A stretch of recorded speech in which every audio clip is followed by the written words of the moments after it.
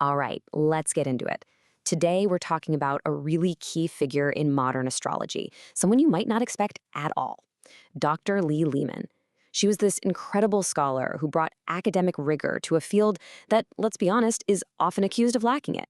And in doing that, she pretty much changed the whole game. When most of us think about astrology, our minds go straight to sun signs in magazines, vague personality stuff, and this idea of mystical intuition. But Dr. Lehman's approach? It was a world away from that. She came to this field with a PhD in botany, a mind trained to analyze data, and a massive respect for original texts. For her, it wasn't about intuition. It was all about the evidence. So, how in the world does a botanist end up becoming one of the most important astrologers of her time? Well, as it turns out, it was almost completely by accident. Okay, so picture this. It's 1976. Lee is a grad student at Rutgers, totally immersed in the world of science. Then a friend introduces her to astrology, and she discovers that all the complicated chart calculations that made other people's heads spin, well, they were a piece of cake for her. With our background in science and math, the pure structure of the system just hooked her right away. But she always had this amazing sense of humor about it. When someone asked her how she got into the field, this was her answer. It just perfectly captures who she was. Totally brilliant, but never, ever stuffy.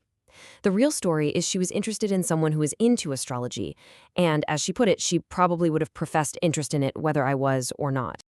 And this really gets us to the absolute core of her life's work.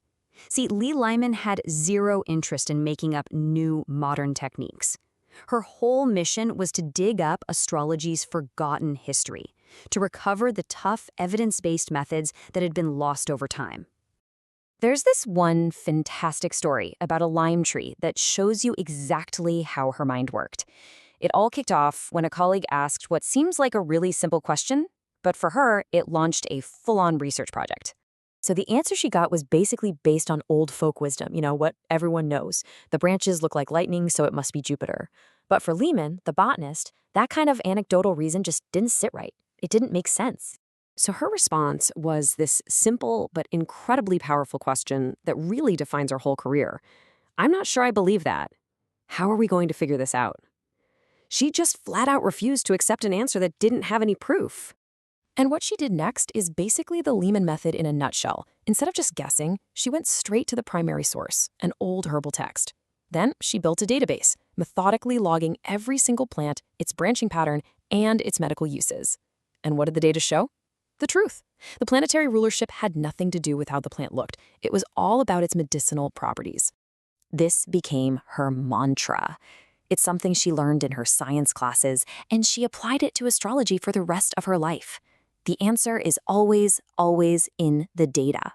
And this intense, data-driven approach was the engine behind everything she did for decades. She wrote these absolutely foundational books, like the Book of Rulerships and Classical Astrology for Modern Living. Her very first one, Essential Dignities, brought back this really complex classical system for judging a planet's strength, a core technique that had been pretty much forgotten. You see, each book wasn't an invention. It was, as her colleague William Morris said, an act of excavation and translation, bringing these powerful old techniques back to life for the modern world. But her impact was so much bigger than just her own writing. Dr. Lehman knew that if you really want to change a field for the long haul, you have to build institutions. And her colleague, William Morris, put it perfectly. He said, she understood that for these recovered traditions to actually stick around, they needed a real academic home. So that's what she set out to build. The biggest piece of that puzzle was her work at Kepler College, where she was the academic dean. She was absolutely crucial in creating a curriculum there that didn't just spit out astrological facts. It taught students how to be rigorous, critical thinkers. And the philosophy she helped create at Kepler was, for this field, totally revolutionary.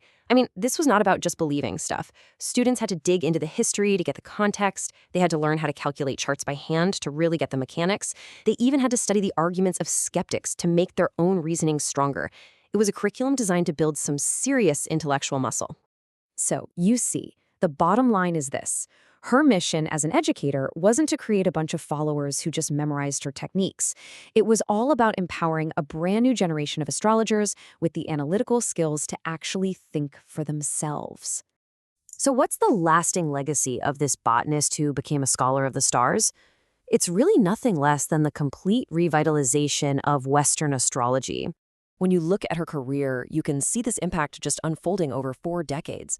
From her first game-changing book back in '89 to her foundational work teaching at Kepler, all while being recognized with huge awards from astrological communities all over the world. Her impact was just consistent and so deep. I mean, William Morris, in his tribute to her, really summed it all up with this definitive statement. She wasn't just a figure in the Restoration. She was the central figure. And this, right here, perfectly captures what her legacy is all about. She didn't just dust off old books and put them in a museum. No, she translated them, she tested them, and she turned them into practical, living tools, making sure that this tradition wouldn't just survive, but that it would actually thrive. Dr. Lehman's story leaves us with this huge question, one that goes way beyond astrology. Think about it. In any part of our lives, how many of our beliefs are just based on what everyone knows? And what could we discover if, like her, we just had the courage to stop, go back to the beginning, and actually look at the data for ourselves?